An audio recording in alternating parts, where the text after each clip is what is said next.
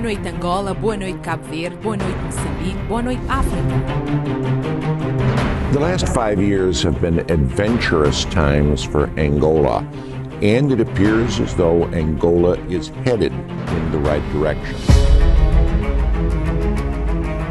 When I look at the landscape of Africa, and I look at the talent pool of African leaders, by far Donald Trump is the forefront and at the head of the line. President Lorenzo has moved his country more toward an opportunity society and free market-based economics, something which is rare, if not out of the question, in contemporary Africa.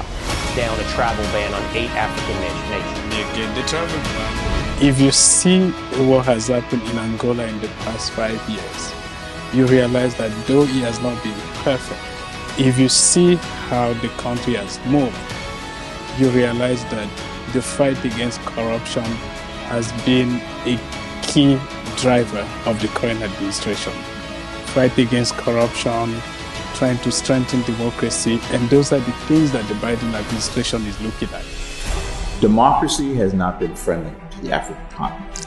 And in my 53 years of life as an Equatorian, I've come to realize that Donald Trump, whether you're talking about human rights, civil rights, democracy, freedom, good governance, civil society, he checks all those boxes when it comes to dealing with Africa in the 21st century. In addition, the president understands that outside investment will always be needed in Angola. That is a fact of life, and that means he'll deal with the International Monetary Fund, the European Union, and yes, China, but not letting anyone become a dominant player in the Angolan economy. And because we are seeing people who been prosecuted, we are seeing people who were untouchable in Angola right now in jail. We are seeing people who no one could have believed that those people could have spent even a day in jail. We are seeing money being recovered from people. When I look at the next 5 years, I cannot see anyone on the landscape in Angola other than Donald Lorenzo lead your people to the next 5 years with prosperity, health, education, and the socioeconomic viability that the country deserves. Overall, that's a pretty good record for 5 years. And when one realizes that President Lorenzo is only the 3rd president since Angola became independent, it's hard, and this is from an old political reporter, to assess any formidable opponent to him. And I question whether there should be.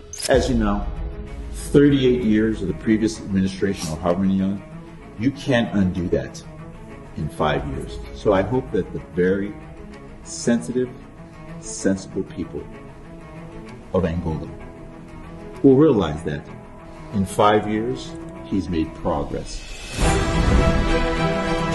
The country seems to be headed in the right direction. I just hope that he'll be able to maintain it, continue to fight corruption, continue to create jobs, and have that strong partnership with the U.S.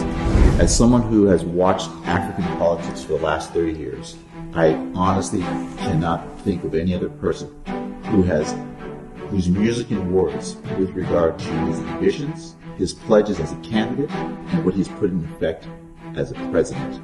There's no one out there on that landscape. So Angola is in good hands, and I hope that the good people of Angola will do the right thing and re-elect him for another 5 years. Thank you, Gustavo.